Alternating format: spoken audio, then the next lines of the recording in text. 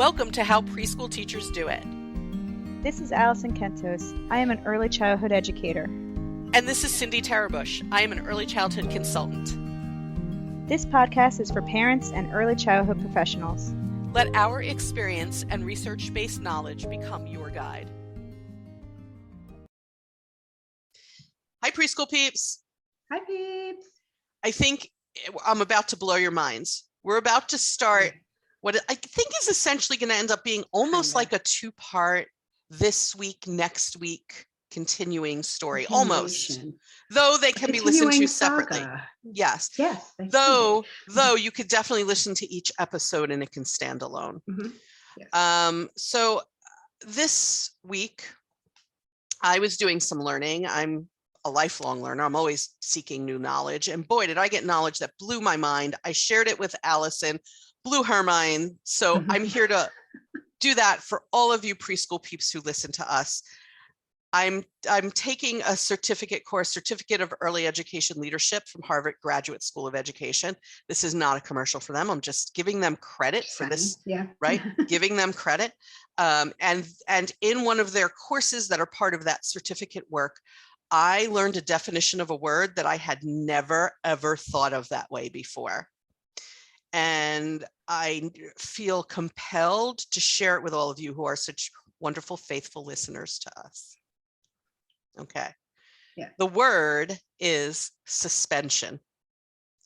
I was learning about the disproportionate number of suspensions that take place in preschool versus all other ages, and bias that impacts our suspensions and expulsions of young children.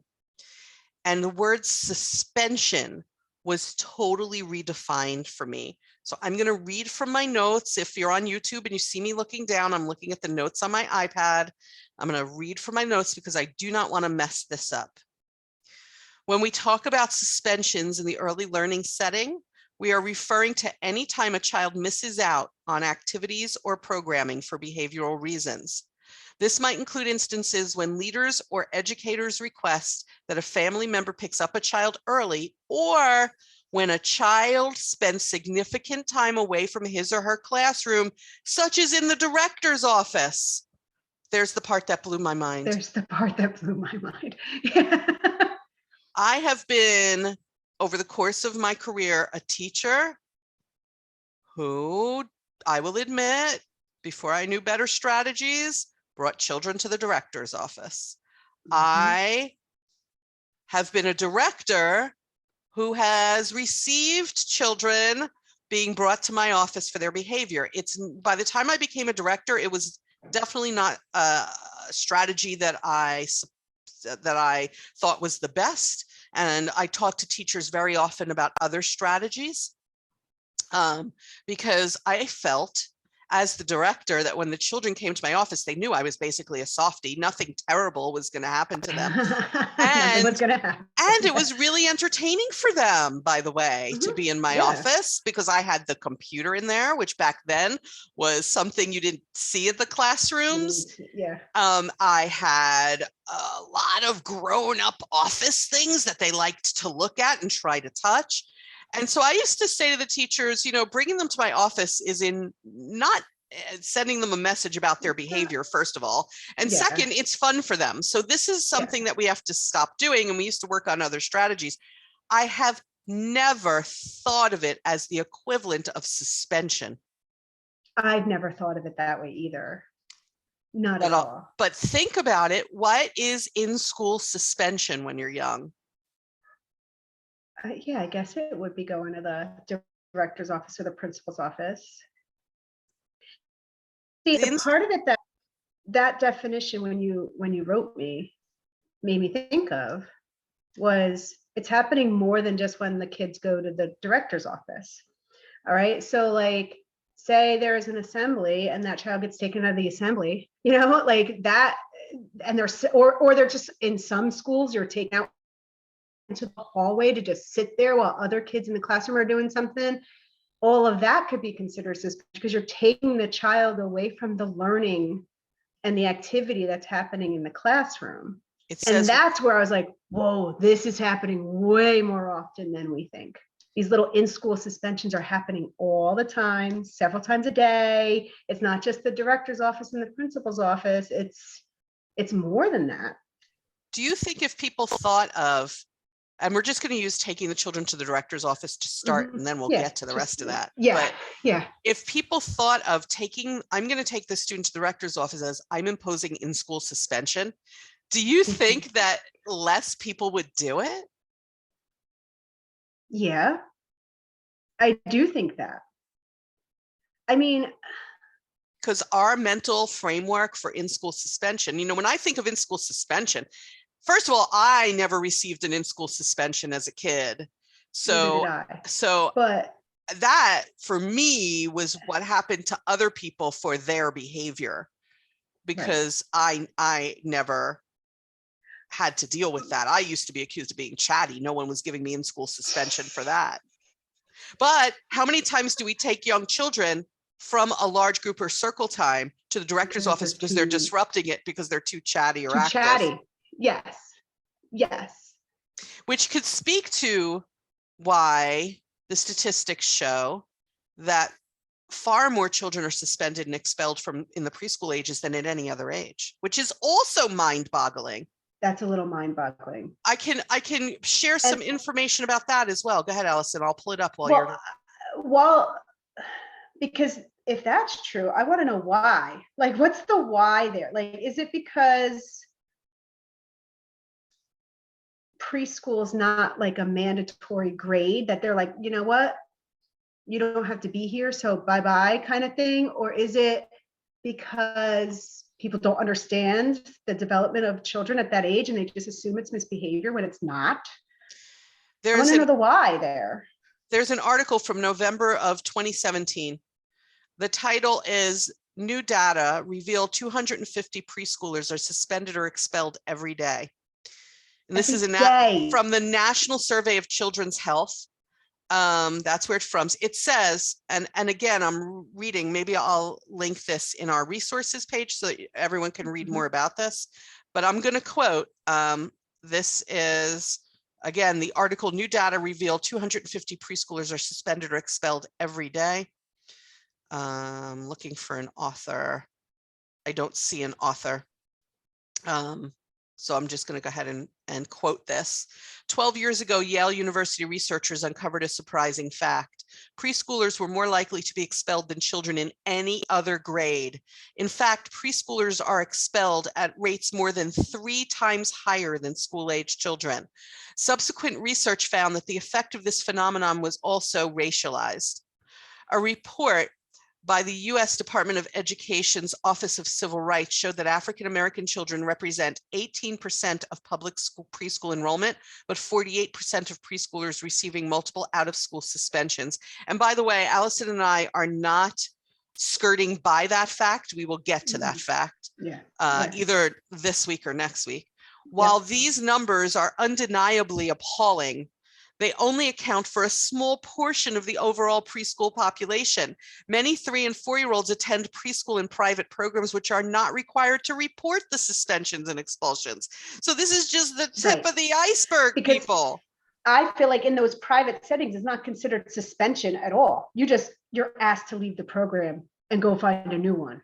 And nobody's counting that as a suspension. They just school hop, right? That's what the private sector does. Yeah. So none of that's going to get counted. It just counts as like, oh, they don't attend school here anymore. So imagine so what is that? That they're just, the public schools are just reporting them. Yes. Public schools. Yes. And that's a lot for the public school. Yes. I mean, and most kids go to private schools, private childcares. Yes. So we don't even know. We don't even know. Here's what they estimate. They're sort of estimating here, I think, in this article. Let's see. New data from 2016 National Survey of Children's Health, finding that an estimated 50,000 preschoolers were suspended at least once.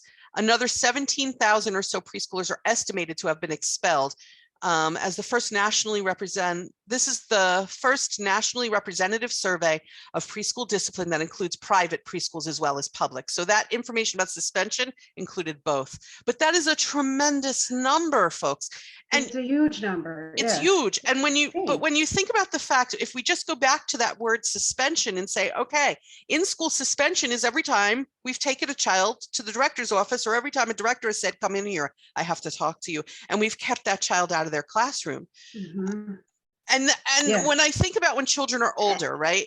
Again, what does in-school Yeah. suspension look like? Isn't it they have to attend school, but they work that day somewhere apart from Mhm. their class, Yeah. right? Yeah. In-school suspension, Yeah. they have to And they're work they're somewhere like else. segregated from their class, doing, I guess, the work that they would have done with the group, but alone. Correct. Is that, I mean, I've never had that, but I think that's what that is, right? There's like a separate classroom that these guys go to, and like they do the same work, but alone. Which, Or in someone's office, or or in someone's office or something, but I don't understand how that even helps them on multiple levels. I Are they honestly really have learning the material they're never, supposed to learn? Yeah. I have never understood how suspension was helpful at all. So At a all. child exhibits challenging behavior, something goes on. It's got to be, I understand it has to be really significant behavior in the Yes. elementary, middle, and high school years, right? Yes. Maybe even preschool, has to be really significant behavior. For me, I don't know.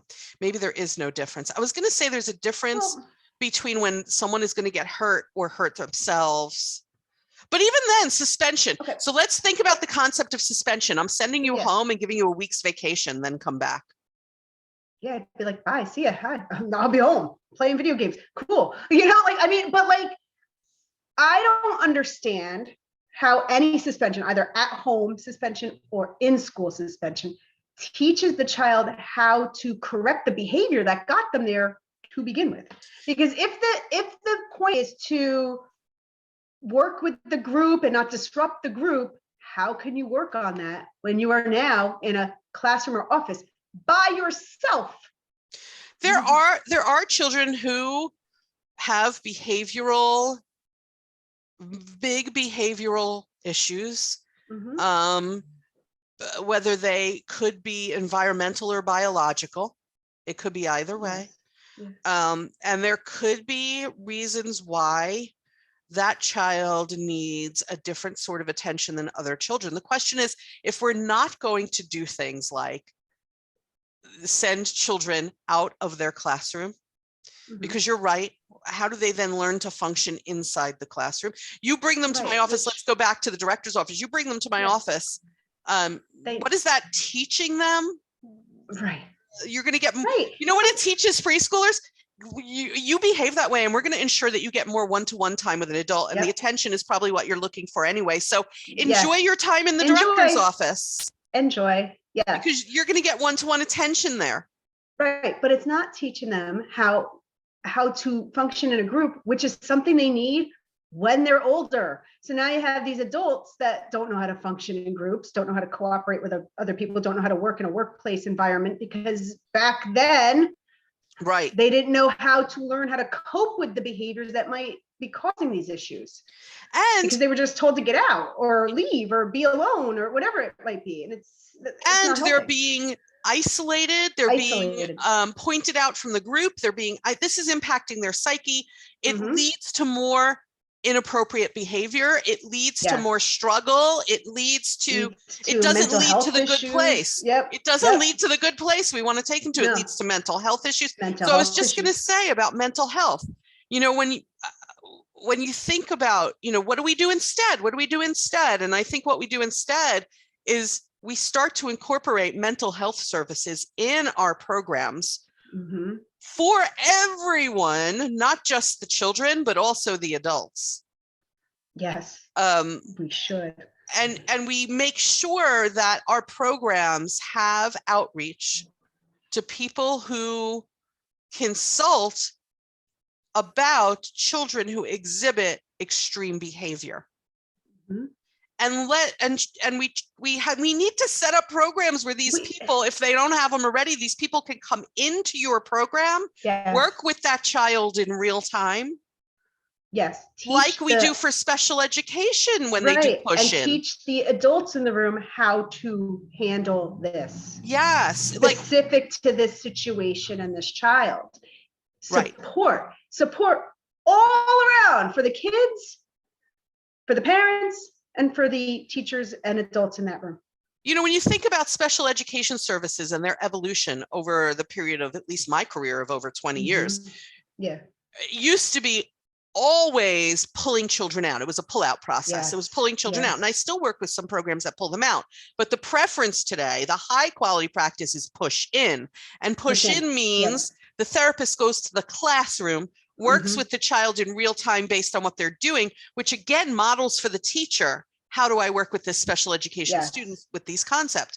So we push in is really the preferable way to do it because of the child then not being segregated from their peers, not being pointed out as the one who has to go for services. Right. Teaches the child how to function in that group setting. Yeah. And you know, those adults who are there to help that child function also help the other children around them. So it's less pointing fingers at somebody. Push-in is really, really nice and beneficial. And I think we have to do the same sort of push-in for behavior that we do for children who struggle with developmental delays, communication delays, physical disabilities. There's lots of push in for them, but then these teachers are left with children with these very strong behavioral issues without any kind of support. So what's their go-to? Their go-to is apparently an in-school suspension. Right. Because they are like, I have 15 other kids in here. How do I keep everybody safe? I was just going to say, let's think of the why. Why are the teachers resorting to that? And it's because I have 15 other children in here and we can't cope right now. So let me send this one out so that these 15 get a break? Is that what it is? Yes, but you know what? Or I can continue doing it. I think then, that child's going to come back. Yes, but I think it's about more than a break too. You know, those 15 other children have the right to their education. Yeah, that's true too. Yeah. Right? They have a right to their education. And if we have a child who's going to be super disruptive of their education, then we're impeding on the rights of the 15 other children. And there has to be some way to balance this. Balance here. I really believe the way to balance this is to get in-class support. Yes. Yes. And you know how hard it is, some of our listeners probably do.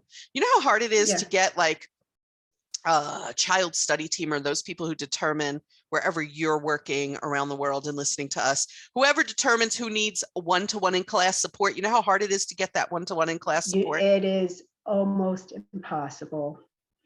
Like almost impossible. Like you sit in those meetings and they're like, well, they have to score this on these 3 categories, but they only scored this on 2. So that 3rd category, nope, they don't need any support. And you're like, but it's so hard to get the support that they need. I consistently listen to early childhood special education teachers say to me, this child needs a one-to-one. This child needs a one-to-one. And they're not saying it for their own comfort, folks. They're saying it because this child would benefit from working with a one-to-one paraprofessional aid. But it is hard to get that established for students. It shouldn't be as hard as it is. It shouldn't be that hard. What do we know about learning? We know that learning is faster, deeper, and more significant when children work in small groups and one-to-one with people. And those are typically developing children. So children who are struggling in their development or with their behavior or whatever it is, they certainly would benefit. And when you say to people, you know, what is the function of the child's behavior? The function is what the child gains from the inappropriate behavior or the dangerous behavior or the undesired or challenging behavior. What is the function of it? What are they gaining from it? And there's usually 2 main causes. One is the child needs attention. Well, having a one-to-one is going to give that child attention in the classroom and not suspend them to my office. So instead of getting the one-on-one attention in the principal or director's office, they're getting the one-on-one attention constantly in the classroom, which is what they need. Correct. Another reason why children do that is because whatever we're asking them to do is difficult for them. So they are so they resort to behaviors. Funny guy or the, you know, whatever. Yeah. Yes. So Yeah. it takes the focus off of like, I don't know how to do this, so let me do this instead. So You know? if it's difficult for them, then can we please get them some help? Mhm. Like, if it's that difficult for them that they have to exhibit that type of behavior. And then, of course, we have children who, for biological reasons, struggle with a lot of things. Mhm. And again, some support for the teachers would be great. I understand why they brought them to my office, because they had tried everything Everything at and that were point. were Mhm. at their wits' end. Also, there was very interesting information in this course about teachers' mindsets, and Mhm. we're going to get more into that in the next episode, I think. But Yeah. it was about, how do we help teachers to develop positive mindsets around their ability to cope with and deal with children's behavior and teach them behavior. Because how many times can you try the same thing over and over and not have it work, and then not start to feel like you're ineffective? People will naturally start to Right. feel like they're ineffective, and we need teachers to know they can be effective. Yes. Sometimes teachers need support in order to be able to do In that. order for that to happen. Yes. Right. If we're going to Yeah. be looking at money being distributed more widely for early education, public and or private, I really Mhm. believe some of that money needs to be put toward behavioral and mental health professionals so that we can Yes. cut this statistic.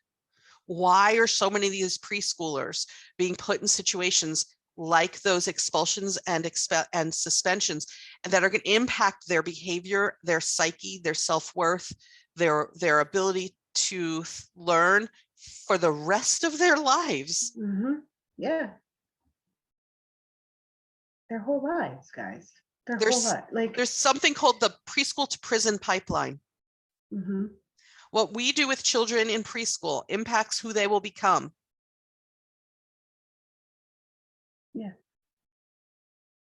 And I'm just going to round back to it. Completely blew my mind Yeah. that being sent It to the really did. director's office counts as a suspension, Mhm. right? Which is like, and I know, like, you read that statistic about 50,000 children are suspended every year. I don't think going to the principal's office is being counted in that. So imagine how inflated that number would be if they started counting that, because I know that happens probably several times a day at some schools. Yeah. Yeah, probably. Mhm.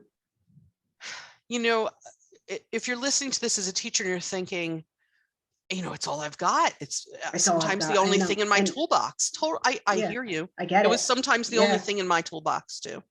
Yeah. We need better tools, and we can't We need always better get the tools. tools on Yeah. our own. The system has to provide us with the tools. Yeah.